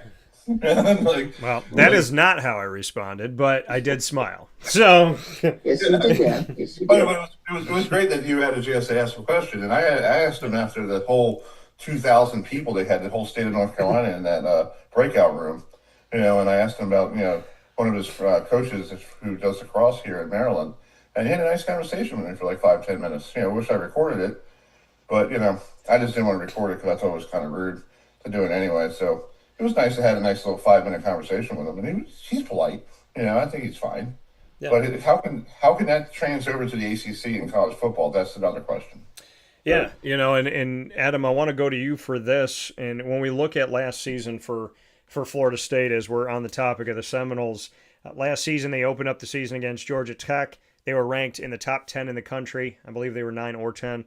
And they ended up losing to Georgia Tech overseas, 24-21 by one possession. They lost to Tommy Castellanos last year when they faced Boston College in Florida State in Tallahassee. And they lost to Mike Norvell's previous team, the Memphis Tigers, which I had predicted would happen. They lost that game 20-12. And then they played a close game, barely beat California 14-8. They had 3 straight home games, only won one of those. Then they lost at SMU in a blowout. They lost to Clemson by multiple possessions. They lost to Duke on the road by a touchdown. They lost at Miami by multiple possessions. They got blown out by North Carolina pre-Belichick. They got even more blown out by Notre Dame, 52-3 on the road. Then they defeated Charleston Southern, which I believe is a high school. And then they lost to Florida by 20 in a rivalry game. So, Adam, do you believe, in Mike Norvell's words, that last year was uncharacteristic and it'll never happen again? I sure do, Dan. I sure do. You look at these transfers that have come in to Florida State. You look at Deuce Robinson, who transferred in from USC, Squirrel White, who came in from Tennessee. You got the only thing that I'm worried about, and Chris will agree with me on this, is our offensive line. We have not had a really good offensive line in Tallahassee for a very, very long time, and that's something that if they can't, especially week 1 against Alabama, if they can't hold that defense, to keep Tommy Castellanos from getting sacked, that's not a good thing. But going off on the defense, you look at Tony White, who came in from Nebraska. He was solid in Lincoln, so I'm hoping that he brings that momentum with him from the Big Ten over to the ACC, because last year our defense stunk and we needed a change, and I'm kind of glad that Tony White is now in charge in Tallahassee. Well, I know that Tony White runs a good defense, and I know it's worked in the ACC because he did it at Syracuse, the 3-3-5 that came from Rocky Long. So there is something to be said about Tony White being hired and Gus Malzahn on the other side. I do want to shift gears to the fact that we are, believe it or not, folks, in the first week of college football for the 2025-26 season. By definition, this week doesn't exist because it is 0. Oh, no, it's so, but it is week. No, it Go ahead. does exist. So it is week 0, and 0 is a number, but 0 is, if you have 0 in your bank account, you have no money. So even though 0 exists, it also equates to nothing, which is ironic because there's something in week 0. It's not nothing. If you look in the bank account of college football, there's 5 games that are going to be happening on Saturday, August 23rd, this Saturday. We already have a Big 12 matchup between 2 top 25 ranked teams. We have number 22, Iowa State, at number 17, Kansas State on ESPN at noon Eastern time.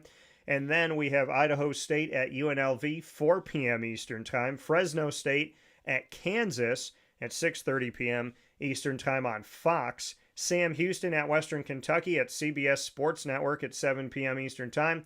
and the ACC is involved in week 0 when Stanford goes on the road to Paradise in Hawaii, and they'll be down there at 7:30 p.m. Eastern Time on CBS as well as Paramount Plus. So we got some Saturday night football on a major broadcast network. Adam, I'll start with you here.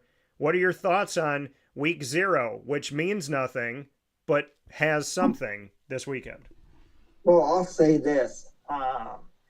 Chris and I actually have talked with reporters from Iowa State and Kansas State that are in Ireland right now. And, Iowa State, Kansas State, for people who don't know, is a rivalry game. It's also a Big 12 conference game. So that could be a preview of the Big 12 championship game. Monday, Chris and I talked with the voice at UNLV football, Matt Neverett, whose father is legendary Dodgers broadcaster Tim Neverett. UNLV does have Dan Mullen now in charge after spending a couple years on TV at ESPN. So Sam Houston State, Western Kentucky, a good Conference USA opener for both teams. We talked with people from Sam Houston State and Western Kentucky on our show on Monday. Stanford at Hawaii. Welcome back to the ACC, Frank Reich. I enjoyed talking with him in Charlotte at the ACC kickoff. He said to Chris that this is the new ACC, so Stanford needs a lot of good things to happen. Well, they do have Andrew Luck now back there on the farm, so hopefully Frank Reich can do really well in his 1 year out in Palo Alto. And Hawaii is a team in the back. Hawaii is a team that always is good out there on the island. So I'm going to have plenty of snacks, plenty of drinks, and I'll be watching from sun up to sundown. I am way beyond ready, Dan, and I know Chris is the same way as me. Yeah, I'm excited. I also look for an appearance from the Rock Johnson, a.k.a. Maui, for that Hawaii game. So, Chris, I want to get your thoughts, and subtly just threw it in there where Adam's words about the fact that Dan Mullen is back. So are you surprised that he is back coaching? He's at UNLV. Last year, Syracuse went up against them. They had a quarterback that led them to a 4-0 start to the season.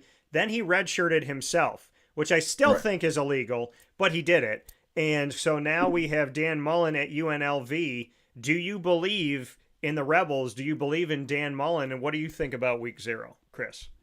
Well, I think Dan Mullins is probably not going to get a lot of he's not going to feel like he's having the pressure because UCLA and UNLV hasn't been relevant in a very long time. Except for last year, they were doing really well last year until that quarterback decided he wanted to go somewhere else because he had money issues or whatever the heck was going on. But with Dan Mullins, he was good at Mississippi State, and then he went to Florida. And when you go to Florida, you have more pressure on yourself than anything because that's the state of Florida, and your Gators are supposed to be in the ACC championship game no matter what. That's their goal. You should beat Bama, you should beat Auburn, you should beat all your rivals, even Florida State. And I feel like Dan Mullins was trying to change the culture there, and I don't think it'll work there. Now he's in Vegas, and how are you going to get players to come to Vegas knowing that there's casinos down the street that they could go to the slot machine and get more money instead of their NIL money? And then with week 0, I think it's cool to see Frank Reich being the head coach. But my question is this really his 1 year he's going to be there? What if they do a great job this year and the AD comes to him and say, hey, Frank, you got us 10 wins. You got us to a very good bowl game. Let's say, on New Year's Day bowl game. Would you like to come back next year? Is this just, he's just filling a hole until they find somebody? And Andrew Luck, guys, did you realize he was there at the ACC kickoff? You what? Really? Yeah, he was with West Durham. He was with West Durham somewhere in that hotel. Yeah, he was there. No, I actually saw him. He was walking he was walking through the hallway, and he was definitely there. He looks, I mean, obviously his face is his face, but his body looks so different now. Really skinny guy. You would never know that he played football because, I mean, you know, some guys that get away from football, you change your regimen, change what you're eating, change what you're doing and whatnot. So Andrew Luck, honestly, he looked like he was like a U.S. ambassador. I mean, he was just suit.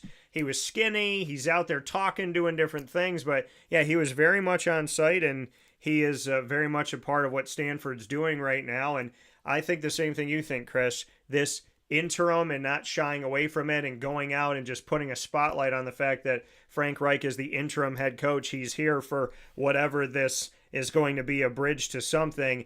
I'm kind of looking at this saying, did you say interim so Frank can see what he thinks about college and being here, and Andrew Luck can see what he thinks, and the Stanford fans can see what they think? So let's put interim on here so they take the pressure off of him, because fans can't get mad at the interim guy, right? Because that means there's just going to be a guy of the future. If things don't work out, well, he's the interim. If things work out and Frank and Andrew Luck and everybody comes together and says, hey, this is a good thing here, I could see Frank Reich being with this team next year as well. So I thought the same thing you did, Chris. I'm not completely sold that this is a one-hit wonder, but we'll see.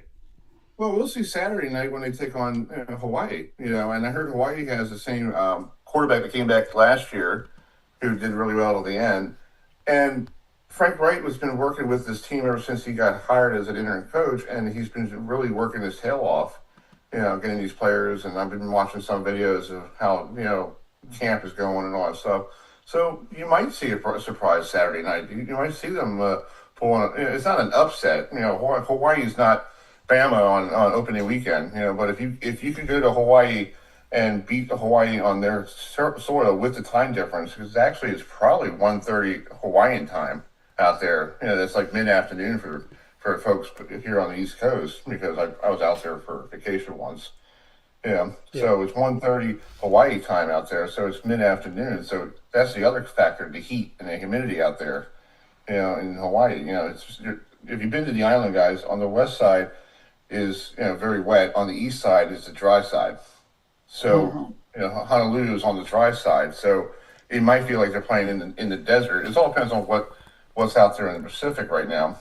But to me, any travel to Hawaii, affects the body at all, because it affected me when I got out there, because I had no idea where I was for 2 days, because the time difference was all weird until I got back home, and I'm like, I thought I was in a Hawaii time for 2 days.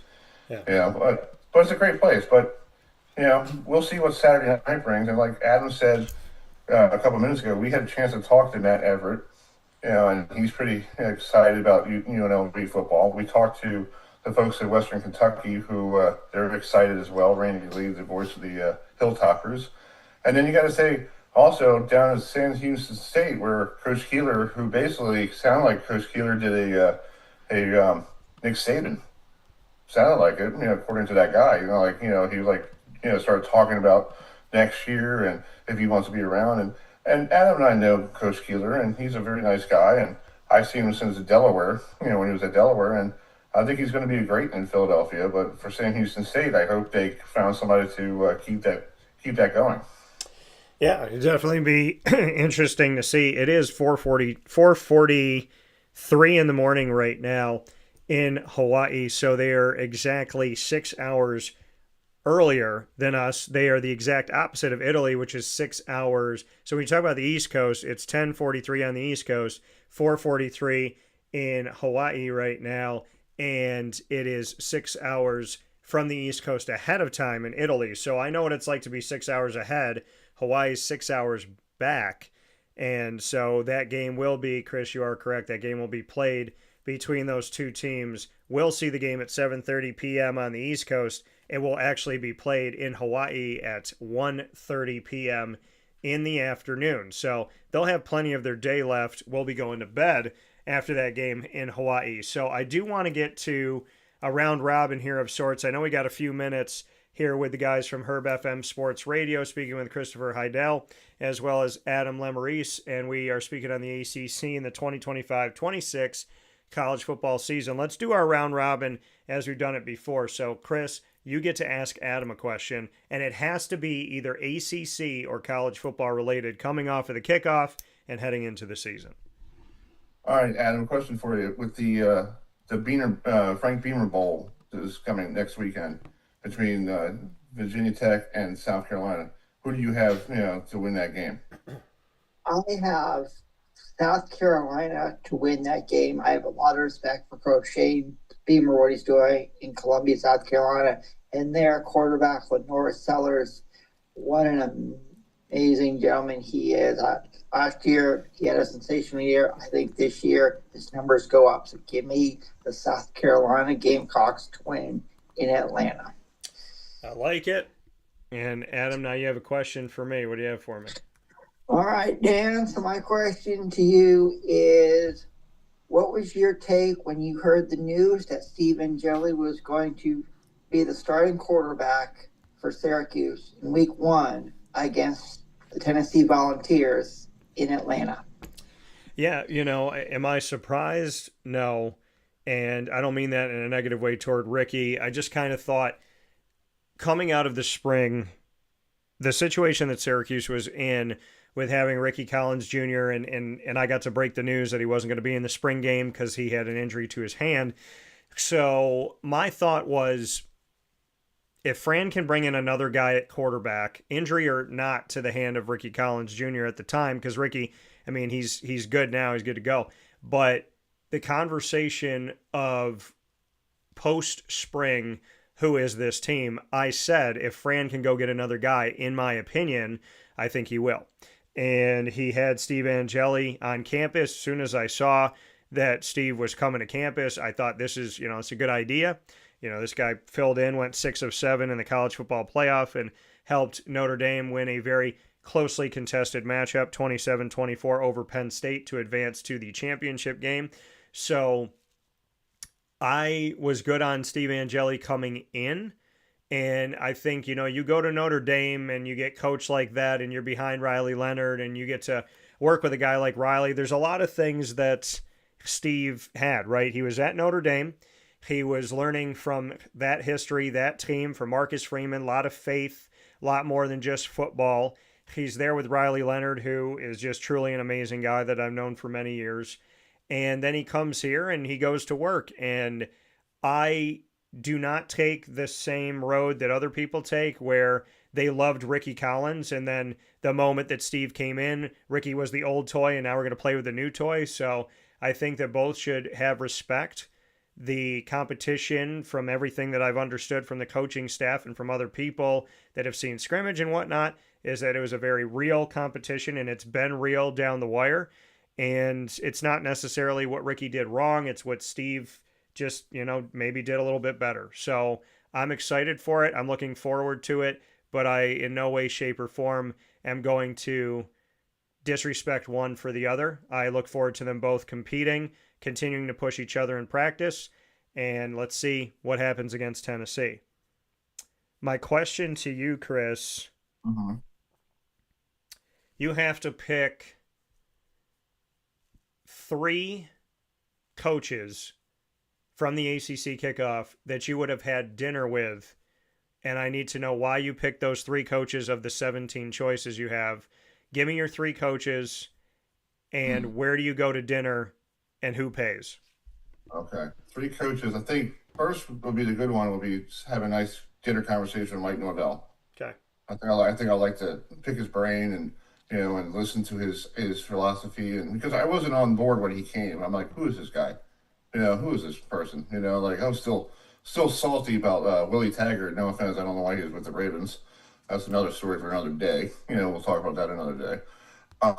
2, I think Bill Belichick. I think that's the next one because I think it would be great to listen to his stories about Maryland and how he grew up in in Annapolis and how I live here. So I would like to hear about the days of his dad down at Navy and all that stuff and all the cool things he did with his dad and what his dad learned, and plus with the Baltimore Colts, because they're honoring the Colts this year in Baltimore on September 13th with the 75 Colts, and I think he was part of the 75 Colts.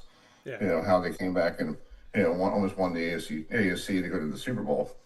And the third one, that's a good one. Third one. Maybe Frank Wright. Okay. Because I want to hear about the glory days of Maryland, because I live here. And it's sad to hear how bad Maryland football is.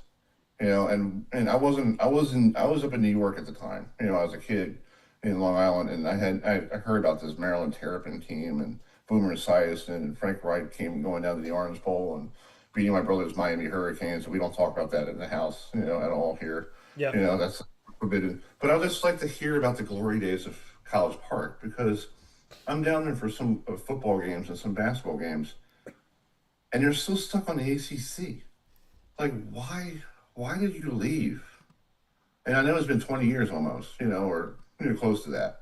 10 years, 20 years, I don't know how long they left, but why did you leave the ACC for a conference that you have no history, nothing, and you're trying to keep yourself relevant? And I feel like they made a poor choice in football. I think football should have just stayed in the ACC, and basketball. Yeah, you're doing better in the Big Ten. Go ahead, go to the Big Ten. That's fine. But you ruined those rivalries with Duke and North Carolina and all that stuff. But I just don't understand what happened. From Bobby Ross, and all of a sudden, they got to Mark Duffer, and they went on probation, and it makes me hear, like, why are you playing football in Maryland? Like, how is Maryland used to be a great school of people coming, like I read, that Randy White, the guy from the Cowboys, was here.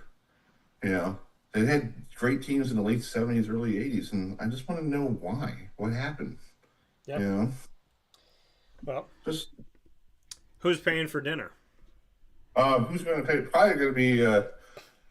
I probably will, because I will save up my money, because I think it would be an honor to pay buy Bill Belichick and Mike Norvell and Frank Wright dinner, because they're really true legends of the game. And I think it's for me being can't be a cheapskate and go, hey Bill, you want to pay for it? Thanks, buddy. Have a great day. Where are you going? Where's the place? Well, I've never been to Roof Chris Steakhouse. I heard all about this place. I've never been there. I don't have the money for it. Because I hear the specials here on the radio. Like, oh, it's $55 for a 3-course meal. I wish I had $55 to get a 3-course meal. Okay. But I'd like to go, to see what it is all about. Well, Reich, Norvell, Belichick, if you're listening, Ruth's Chris on this guy. So, Chris, what is your question for me?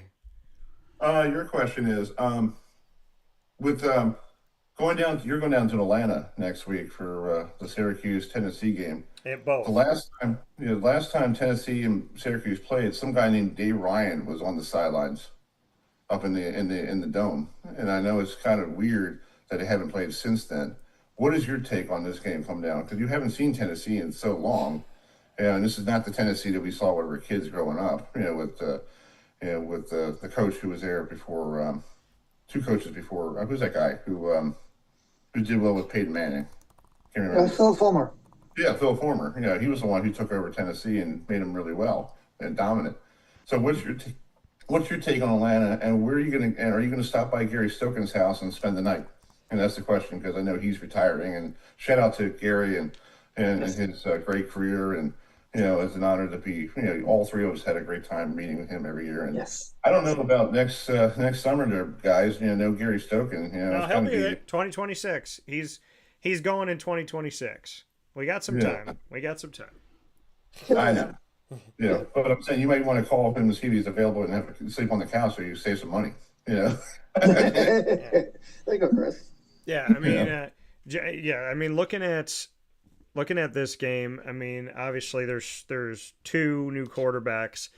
Syracuse has a new quarterback in Steve Angeli from Notre Dame, and Joey Aguilar is coming to Tennessee here, and so what do I think about this game? I think it's a big question mark. Who is Tennessee going to be? It's not the same team, not the same signal caller that you had last year when you made it to the college football playoff as an at-large team. And on the side of Syracuse, this is a different team too. People forget that the leading quarterback nationally in passing yards was not Cam Ward, not Shedeur Sanders, not Arch Manning, not Will Howard, not, unless you say the name Kyle McCord. So this is going to be definitely a unique game. If it was Nico Iamaleava up against Kyle McCord, that would be two quarterbacks that last year went out there and did their thing. And what is that going to look like for guys coming back? But in the case of this, Aguilar going up against Angeli, we'll see which team is better prepared. I think it's going to be a good game. I'm excited. I picked Syracuse to upend the 24th ranked Tennessee Volunteers. I do not vote based on Syracuse being my hometown, and I have no partiality. I put my money where my mouth is. So my conversation on the Tennessee game is you got a team with some newness and you got a Syracuse team with some newness. And I think there's going to be a turnover or two that happens. And I think Syracuse will be on the right side of it. And watch out for Malachi James, the speedster at number 36 on the orange. Adam, my question for you, what is the single greatest moment that you've ever had at ACC kickoff? Like your favorite moment? Oh, being there for 3 years, I think I can say getting a chance to meet E.J. Manuel, former FSU quarterback. He was a quarterback with the Buffalo Bills, and he was a really nice guy to be around. I got my picture with them. I got a all around nice guy to be around. I fully enjoyed it. And also getting a chance to talk with Eric McLean, former Clemson great, and, just being around everyone at the ACC network, after watching, I can say, I know all those people, they know me. It's like, I never would have thought that would happen in my entire life. So here you go. Yeah, it's amazing. And I know you got to go in a second here, so I'm going to give you your final question for Chris. Go ahead, Chris, my final question to you is this. Who in your opinion will be the first college football head coach to be fired this year? First college coach to get fired. I don't want to take anything away from Miami, but I feel like if that guy down there, Mario Cristobal, doesn't get his act together, because my brother is a huge Miami Hurricane fan, and the way they've been, the way they choked at the end of the year last year. Miami is known for championships. Okay, ever since Frank Stanlenberger showed up in 1983, and they have commitment to excellence, and they need to be dominant. And ever since they came to the ACC, Adam and Dan, they're still trying to figure out if they're in the Big East or the Conference USA or whatever, because I haven't seen the Miami of dominance like they were in 2000 when they had Dorsey and Edgar and James and all that NFL talent, on that roster. So yeah. And plus with my brother, having his health issues and all that stuff, I just want him to see his team win a championship. I want him to see the glory that Adam and I saw Florida State a couple years ago, winning the title on the field.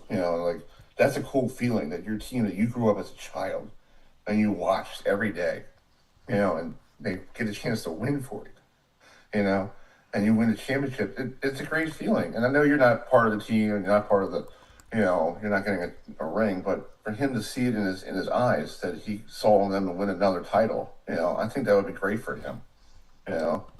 Boost up his spirits, That's what I feel. It would be amazing for your brother to have something special, and I hope he gets to have those special moments.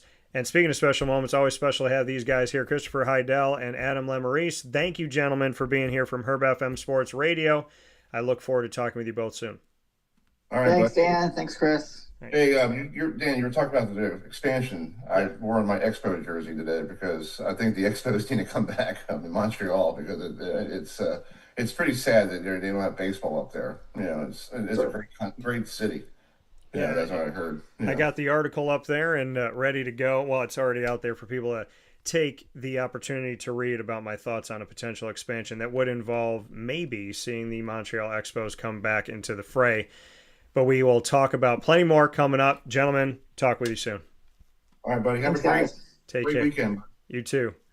That coming from Christopher Heidel and Adam Lemerise from HerbFM Sports Radio. and happy to have them on the broadcast speaking about college football. The ACC got to a lot of different topics there, speaking on Florida State as well as Syracuse, Tennessee, the coaches of the ACC, and so much more. So I want to thank those gentlemen for being a part of the show. Make sure you check out HerbFM Sports Radio weekly, and you can find them on social media as well as on YouTube. We're going to take our final step aside from the Great Lakes Honda City Studios here on Wake Up Call with Dan Tortora. Stay with us. Carvel DeWitt, it's what happy tastes like. Do you know why? Because we make ice cream. Creamy, rich, flavorful ice cream. Not yogurt or iced milk like some of our competitors. Ice cream. Fresh, by hand, daily. For the calorie conscious, we have something new for you. Our new Carvelite. Same great flavor, creaminess, and texture of our regular ice cream with only 35 calories an ounce. So whether you want an ice cream cake, flying saucer, dasher, carvalanche, hard or soft ice cream, we will satisfy your craving with our fresh, handmade regular or new Carvelite ice cream. Carvel DeWitt. It's what happy tastes like. The Wildcat Sports Pub in Camillus, New York is located on 3680 Milton Avenue in the Home Depot Plaza. It is your family-friendly sports bar and restaurant. Folks, some sports bars aren't family-friendly. Some family-friendly restaurants are not sports bars. The Wildcat Sports Pub in Camillus, New York is proud to be both. It is that marriage that you've been looking for years. The Wildcat Sports Pub is your home base for your sports bar and restaurant needs, games for the kids, indoor and outdoor activities, and enough things on the menu to come back every single week and get to try something new. They're open Sundays from noon to 8 p.m., Monday through Wednesday, 11 a.m. to 11 p.m., and Thursday through Saturday from 11 a.m. to midnight. For reservations and party information, call 315-487-2222 for the Wildcat family-friendly sports pub and restaurant.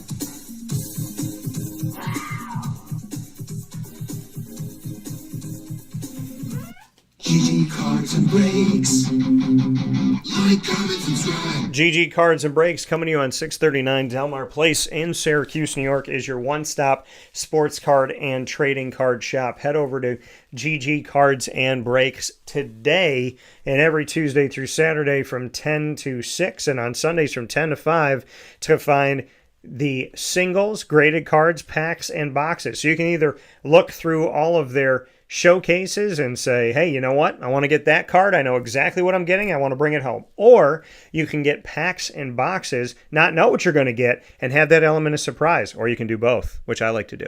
Head over to GG Cards and Breaks today and experience the difference and what it's like to be a big kid, no matter what time of year and what age you are.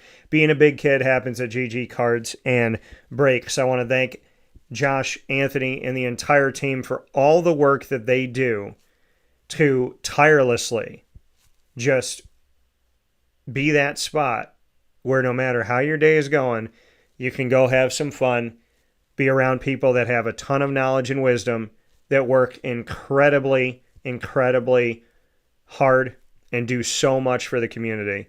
I cannot thank them enough. There is so many great memories I have around sports cards, and GG Cards and Breaks has added to that tenfold. Make sure you go over there today. Say hi to the guys for me. 639 Delmar Place in Syracuse, New York, right off of Teal Ave. Tuesday through Saturday, open 10 to 6, and on Sundays from 10 to 5. With that being said, here on Wake Up Call with Dan Tortora, inside the Great Lakes Honda City Studios. Great Lakes Honda City. You better get your way over there to Great Lakes Honda City. I was just there yesterday, and you do not want to miss their new and used vehicles, and you definitely want to go to GreatLakesHondaCity.com right now to see what they have. Get a sneak peek of the inventory, then get your tail over to 7140 Henry Clay Boulevard in Liverpool, New York. Whether you're looking to buy or lease, and whether it's going to be a new car or a used car, Great Lakes Honda City, a place that I have trusted for over a decade. I don't like dealing with dealerships, but I go to Great Lakes Honda City. And that's the thing, right? You know, you got to be the difference. And in the market that we live in and how dealerships are and the negative stigma that they have, you got to be different in a positive way and a good way. In Great Lakes Honda City, I appreciate people within those walls. I appreciate the conversations I have with them. I appreciate the fact that there's humanity there. And so Great Lakes Honda City is the place that I have chosen, my family has chosen for many, many years. And it's the place I ask you to choose. Great Lakes Honda City, 7140 Henry Clay Boulevard in Liverpool, New York. Head over there today. They're open Monday through Saturday for sales and service. Big time thanks to everybody that watches and listens on YouTube.com and Facebook.com, both /WakeUpCallDT and on WakeUpCallDT.podbean.com, Monday through Friday from 9 a.m. to 11 a.m. Eastern Time. We appreciate you so very much. And for those of you that jump into our wonderful archives on Amazon Music, Audible, iHeartRadio, iTunes, and Apple Podcasts, Player FM, Podbean, Podchaser.com, Podvine, Spotify, TuneIn, and YouTube. All you have to do is search Wake Up Call with Dan Tortora, or one word, Wake Up Call DT.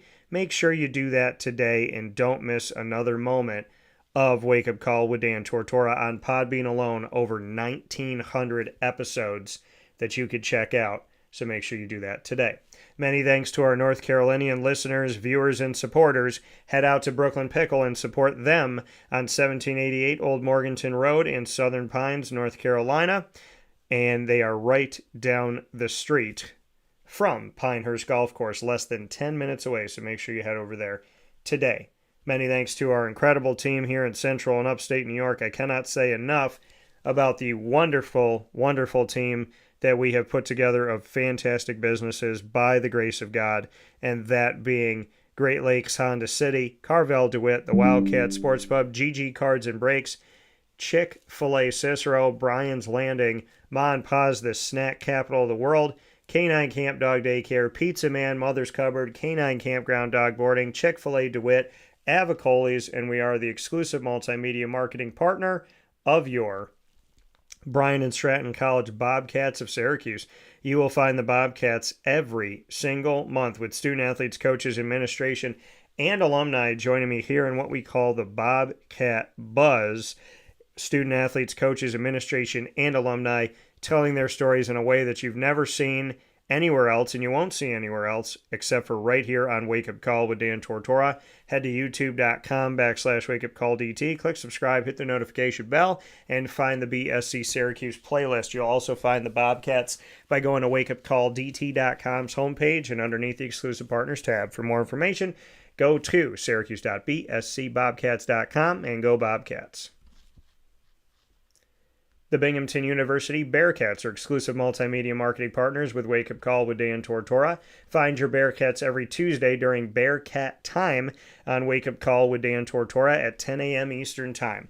The Bearcats student athletes, coaches, administration, and alumni join in the show, and you can find all of our content by going to youtube.com/wakeupcalldt. Click subscribe, hit the notification bell, and find the Binghamton playlist. The Bearcats are also on wakeupcalldt.com's homepage and underneath the exclusive partners tab. For more information, go to binghamtonbearcats.com and go Bearcats. I want to once again thank Inside of Ma and Pa's Popcorn.com's What's Poppin', my incredible guests. Papa Joe is always on a Thursday, speaking about potential Major League Baseball expansion and realignment, coming off of my conversation with Brendan Murphy on Monday, and as well as words said by Commissioner Rob Manfred and the article that I wrote that you can currently read on wakeupcalldt.com. We also spoke on the standings and where the wild card is at, and I thank Papa Joe for his work as always, because when you talk about being just an incredible encyclopedia and someone who is so very passionate, so driven, and brings so much knowledge and wisdom to conversations as well as love and heart, they don't make them all like Papa Joe, and that's why I love him like another dad. And a big time thanks to HerbFM Sports Radio for joining me, Adam Lemerise and Christopher Heidel, speaking on the ACC and the upcoming college football season, as believe it or not, we are officially in week 0. With that being said, from the Great Lakes Honda City Studios, I will see you tonight at Avicoli's. We're going to be celebrating Liverpool boys volleyball as they head into the 2025 season. I'll be there with head coach Mike McIntosh and the student athletes as well as their families.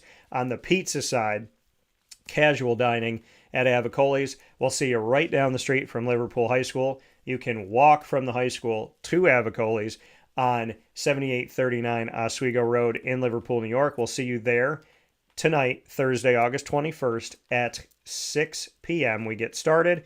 So come have dinner, watch the show, support the kids, and let's have a great time as we always do at Avicoli's. I'll see you then. In the meantime, Facebook at Wake Up Call DT, X at Call DT, Instagram at Wake Up Call _DT.